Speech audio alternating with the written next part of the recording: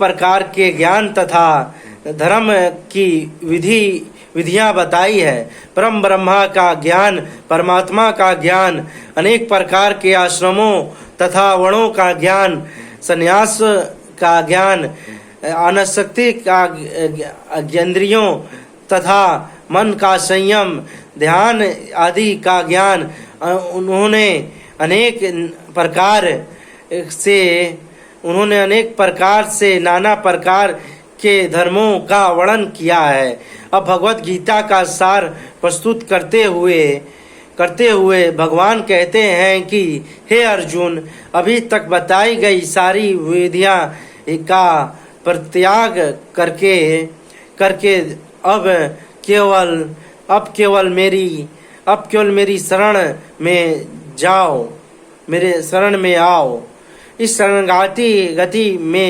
शरणागति से वह समस्त पापों से बच जाएगा, क्योंकि भगवान स्वयं उसकी रक्षा का वचन दे रहे हैं।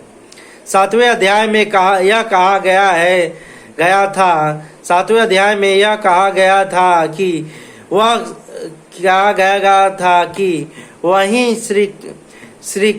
वहीं कृष्ण की पूजा कर सकता है जो सारे पापों से मुक्त हो गया हो।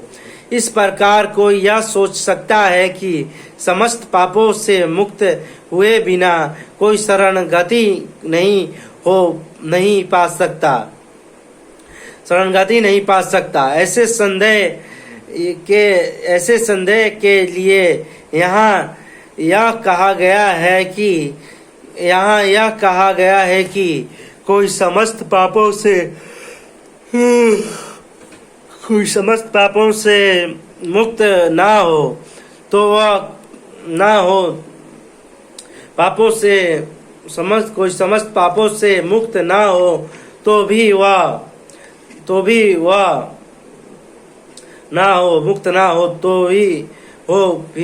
केवल श्री कृष्ण के शरणागत होने पर स्वस्थ मुक्त कर दिया जाता है। पापों से मुक्त होने के लिए कठोर प्रयास करने की कोई आवश्यकता नहीं है। मनुष्य को बिना झिझक के कृष्ण को समस्त जीवों के रक्षक के रूप में स्वीकार कर लेना चाहिए। उससे चाहिए कि श्रद्धा तथा प्रेम से उनकी शरण ग्रहण करे। हरि भक्ति विलास में कृष्ण की शरण ग्रहण करने की विधि का वर्णन हुआ है। अनुकूलस्य शरणलपय प्रतिकूलस्य वर्जनम रक्षित तिथि विषयस्य उतवक्ते वर्णन तथा आत्मन मिक्षपन कापरण पष्टवेदा शरणगति। भक्ति योग के अनुसार मनुष्य को वही धर्म स्वीकार करना चाहिए जिसे अनंत भक्ति द्वैती हो सके।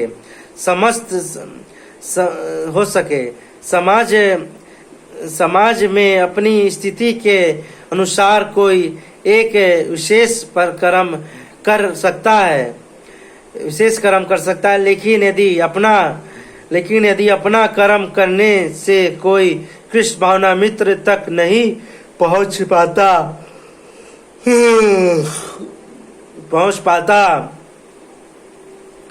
तो उसके सारे कार्य कल्प व्यर्थ हो जाते हैं।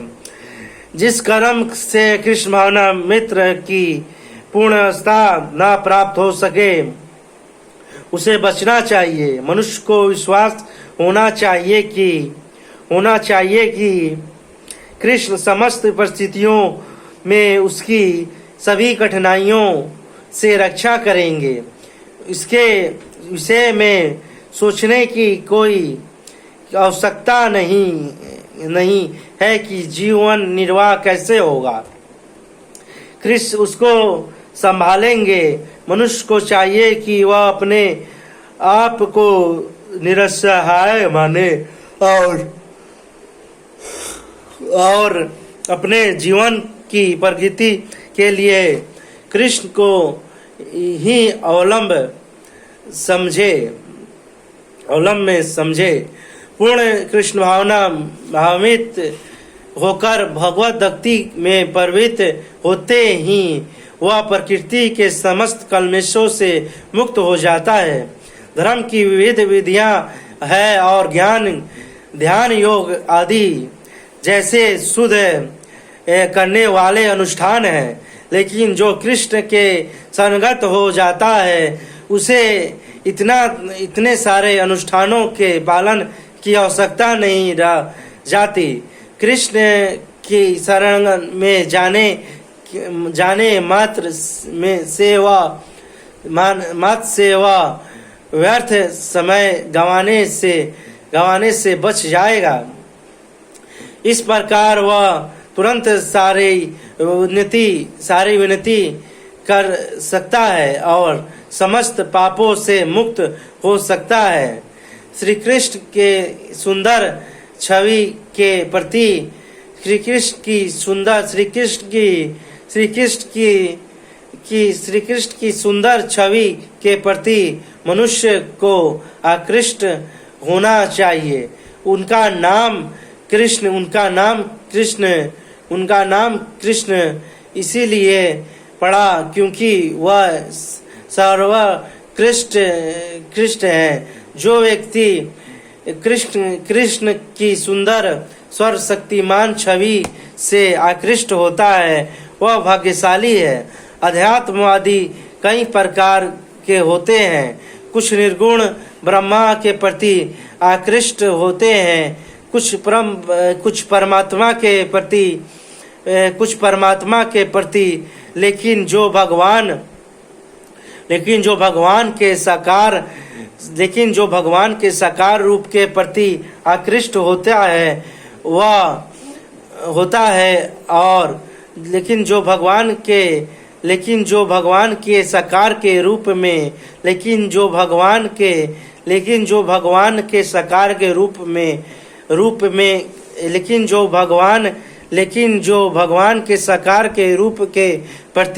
आकृष्ट होता है वह और इससे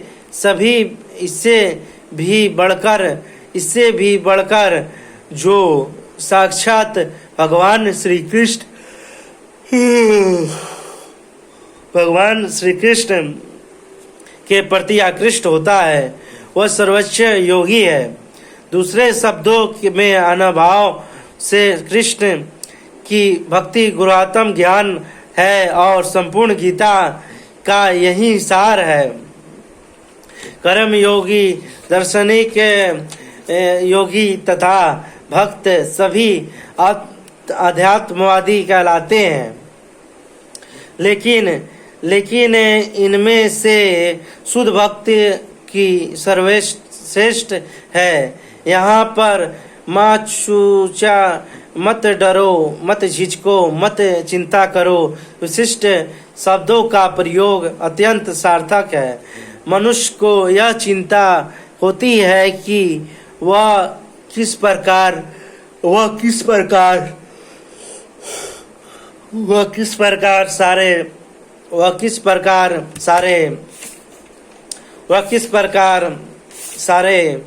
सारे धर्मों को त्यागे और एकमात्र कृष्ण की शरण में जाए, लेकिन ऐसी चिंता व्यर्थ है।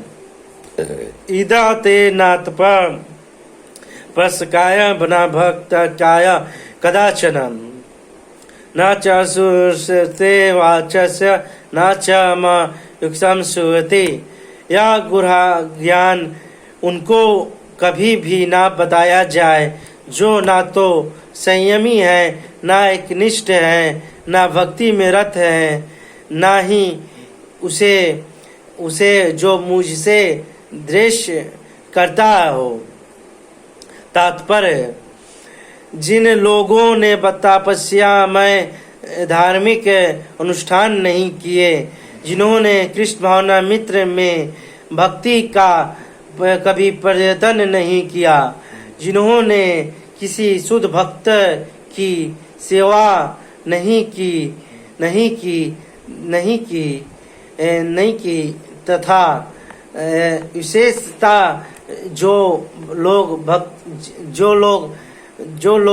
भक्ति जो लोग कृष्ण के केवल ऐतिहासिक पुरुष मानते हैं या जो कृष्ण को महानतम से देश में रखते हैं, उनमें यह परम गुरुआ ज्ञान नहीं बताना चाहिए।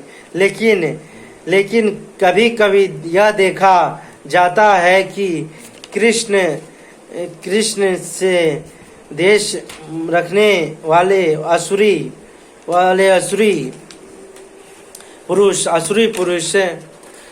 पुरुष भी कृष्ण की पूजा भिन्न प्रकार से करते हैं और व्यवसाय चलाने के लिए भगवत गीता का प्रवचन करने का धंधा अपना लेते हैं। लेकिन जो सचमुच कृष्ण को जानने का इच्छुक हो, उसे भगवत गीता के ऐसे भाष्यों से बचना चाहिए। वास्तव में कामी लोग भगवत गीता के प्रयोजन को नहीं समझ पाते।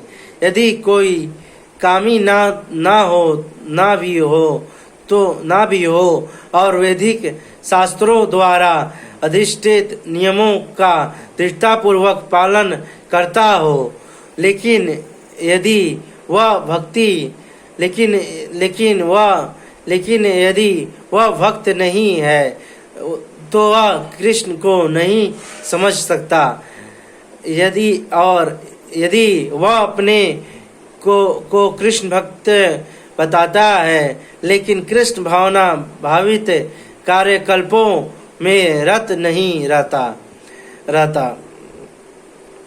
तब भी वह कृष्ण को नहीं समझ पाता।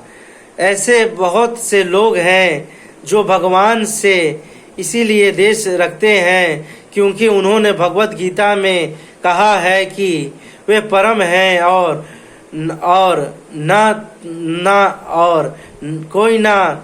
कोई ना तो उनसे बढ़कर है, ना उनके समान है।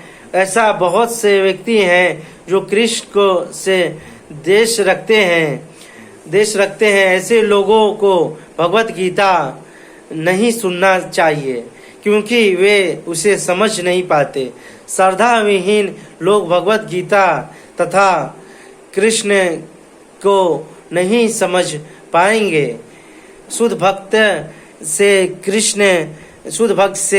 कृष्ण को समझे बिना, शुद्ध भक्तों से कृष्ण को समझे बिना किसी को भगवत गीता की टीका करने का साहस नहीं करना चाहिए।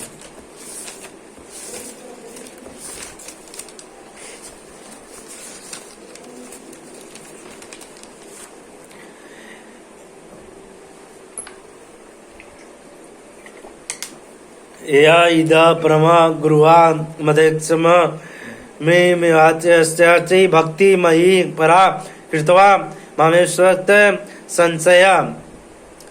जो व्यक्ति भक्तों को यह परम रहस्य बताता है, वह शुद्ध भक्ति को प्राप्त करेगा और अंत में वह मेरे पास वापस आएगा। तात्पर्य सामान्यतः यह उपदेश दिया जाता है कि केवल भक्तों के बीच में भगवत गीता की विवेचना की जाए, क्योंकि जो लोग भक्त नहीं हैं वे ना तो कृष्ण को समझेंगे ना ही वह भगवत गीता को। जो लोग कृष्ण को तथा भगवत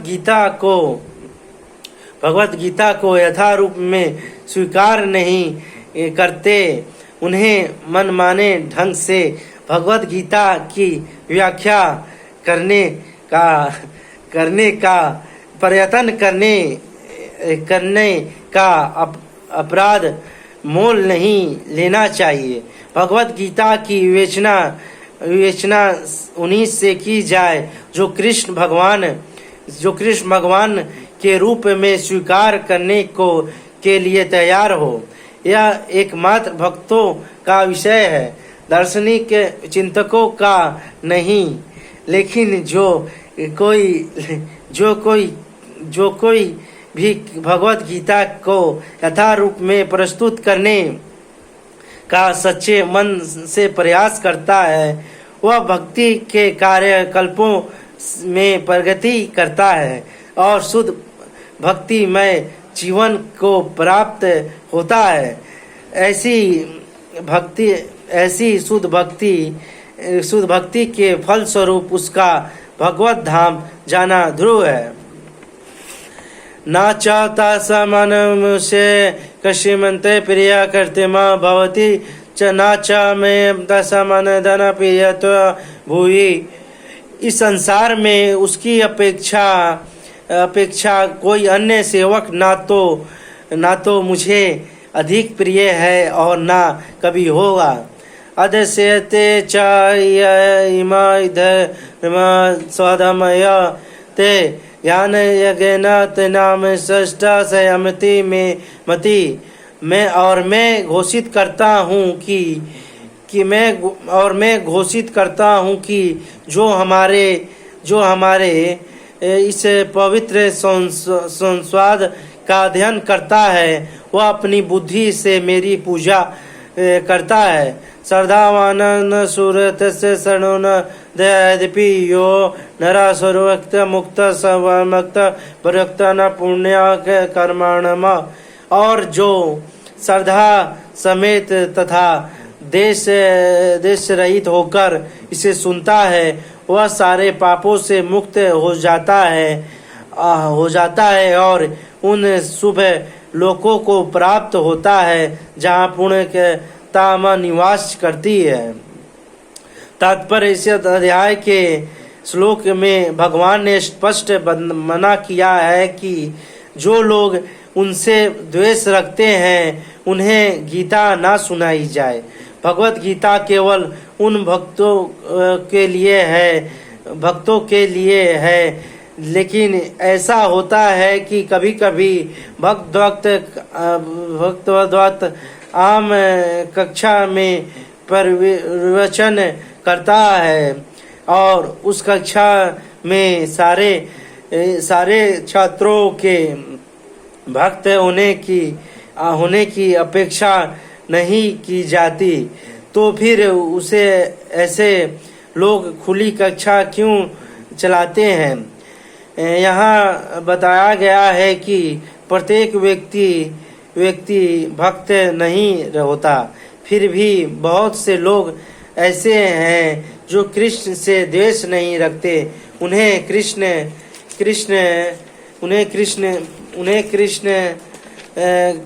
परमेश्वर रूप में श्रद्धा रहती है। यदि ऐसे लोग भगवान के बारे में किसी प्रामाणिक भक्त से सुनते हैं तो वे अपने सभी पापों से तुरंत मुक्त हो जाते हैं और ऐसे लोक को प्राप्त होते हैं जहाँ पुण्यात्मा वास करती है। अतवत भगवत गीता के श्रवण मात्र से ऐसे व्यक्तियों को भी पुण्य कर्मों का फल प्राप्त हो जाता है। जो अपने को शुद्ध भक्त बनाने का प्रयत्न नहीं करता। इस प्रकार भगवत भक्त हर एक व्यक्ति के लिए अवसर प्रदान करता है कि वह समस्त पापों से मुक्त होकर भगवान का भक्त बने।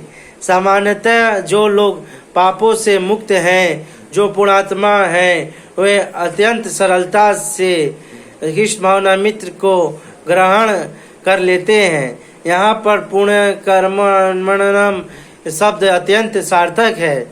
यह वैदिक साहित्य में वर्णित अश्वमेध यज्ञ जैसे महान यज्ञों का सूचक है। जो भक्ति का आचरण करने वाला पुण्यात्मा है किंतु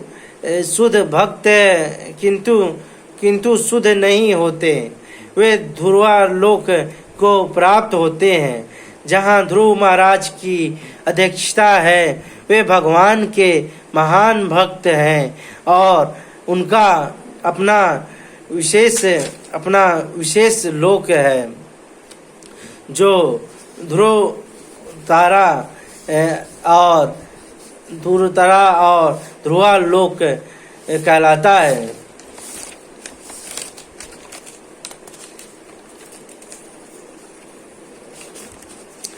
कचित् देत सुक्षता प्राथ तग्रहण चेतसा कस्य दान समूह प्रणश्रेष्ठ धनंजय। हे पाथ पुत्र, हे धनंजय, क्या तुमने इस शास्त्र को एकाग्र चित्त होकर सुनो और क्या अब तुम्हारा अज्ञान तथा मोह दूर हो गया है। तात्पर्य, भगवान अर्जुन के गुरु का काम कर रहे थे, अथवत यह उनका धर्म था कि अर्जुन से पूछते हैं कि उसने पूरी भगवत गीता सही ढंग से समझ ली है या नहीं। यदि नहीं समझी तो भगवान उसे फिर से किसी अंश विशेष या पूरी भगवत गीता बताने को तैयार है। वस्तुतः जो भी व्यक्ति कृष्ण जैसे प्रमाणिक गुरु या उनके प्रतिनिधि से भगवत गीता को सुनता है, उसका सारा अज्ञान दूर हो जाता है। भगवत गीता कोई सामान्य ग्रंथ नहीं जिसे किसी कवि या उपसंकार ने लिखा हो। इसे साक्षात भगवान ने कहा है। जो भाग्यशाली व्यक्ति इन उपदेशों को कृष्ण से या उनके किसी प्रमाणिक आध्यात्मिक प्रतिनिधि से सुनता है, वह अवश्य ही मुक्त पुरुष बनकर अज्ञान के अंधकार को पार कर लेता है। अर्जुन वाच्य नष्टो मोह सर्मते लभयात वनतपस्तमुच्यते तिस्यस्त सीमागत संदेह क्रियते वचनतः। अर्जुन ने कहा, हे कृष्ण, हे अच्युत, अब मेरा मोह दूर हो गया है। आपके अनुग्रह से मुझसे मेरी स्मरण शक्ति वापस मिल गई है। अब मैं संशय रहित तथा दृढ़ हूँ और आपके आदेश अनुसार कर्म करने के लिए उद्गत हूँ। तात्पर्य, जीव जिसका प्रतिनिधित्व अर्जुन कर रहा है, उसका स्वरूप में यह है कि वह परमेश्वर के आदेशानुसार कर्म करे। वह आत्मानुशासन संयम के बिना बना। श्री चैतन्य महाप्रभु का कहना है कि जीव का स्वरूप परमेश्वर के नियत दास के रूप में है। इस नियम को भूल जाने के कारण जीव प्रकृति द्वारा बोध हो जाता है, लेकिन परमेश्वर की सेवा करने से वह ईश्वर का मुक्त दास बनता है। जीव का स्वरूप सेवक के रूप में है। उसे माया या परमेश्वर में या किसी में से किसी एक की सेवा करनी होती है। यदि वह परमेश्वर की सेवा करता है तो वह अपनी सामान्य स्थिति में रहता है। लेकिन यदि वह ब्रह्मा शक्ति माया की सेवा करना पसंद करता है तो वह निश्चित रूप से बंधन में पड़ता जाता है। इस भौतिक जगत में जीव मोह व सेवा कर रहा है और कर रहा है और वह काम तथा इच्छाओं से बंधा हुआ है, फिर भी वह अपने आप को जगत का स्वामी मानता है, यही मोह कहलाता है। मुक्त होने पर पुरुष का मोह दूर हो जाता है और वह स्वेच्छा से भगवान की इच्छा अनुसार कर्म करने के लिए परमेश्वर की शरण ग्रहण करता है। जीव को फंसाने का माया का अंतिम पास यह धारण है कि वह ईश्वर है। जीव सोचता है कि अब वह बुद्ध जीवों नहीं रहा, तो अब तो वह ईश्वर है। वह इतना मूर्ख होता है कि वह यह नहीं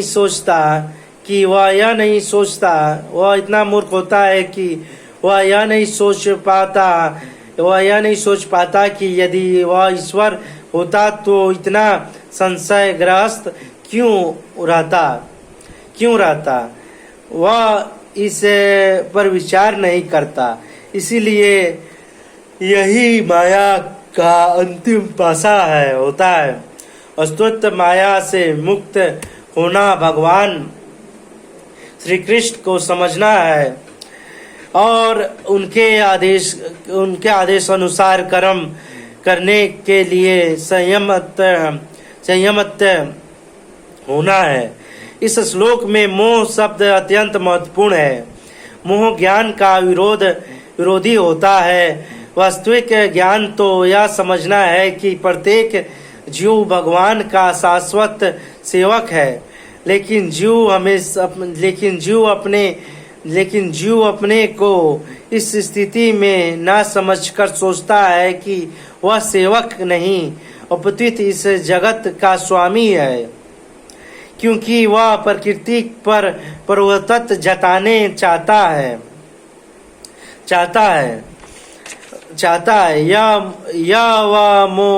यह मोह भगवत कृपा से या शुद्ध भक्तों की कृपा से जीता जा सकता है। इस मोह के दूर होने पर मनुष्य कृष्ण भावना मित्र में कर्म करने के लिए राजी हो जाता है। कृष्ण के आदेश अनुसार कर्म करना कृष्ण भावना मित्र में है। बुद्ध जीव माया द्वारा मोहित न होने के कारण यह नहीं जान पाता कि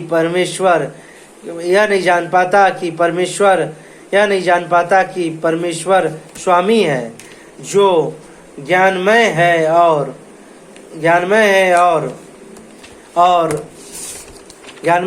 स्वर शक्तिवान है। वे अपने भक्तों को कुछ चाहे दे सकते हैं। वे सब के मित्र हैं और भक्तों पर विशेष कृपालु रहते हैं।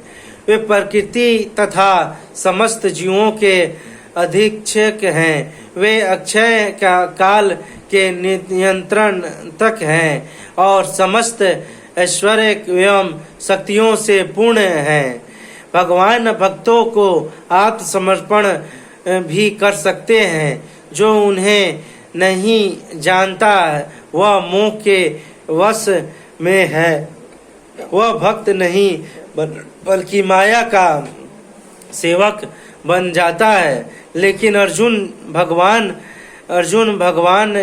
से भगवत गीता सुनकर समस्त मोह से मुक्त हो गया। वह यह समझ गया कि कृष्ण केवल उसके मित्र ही नहीं बल्कि भगवान है।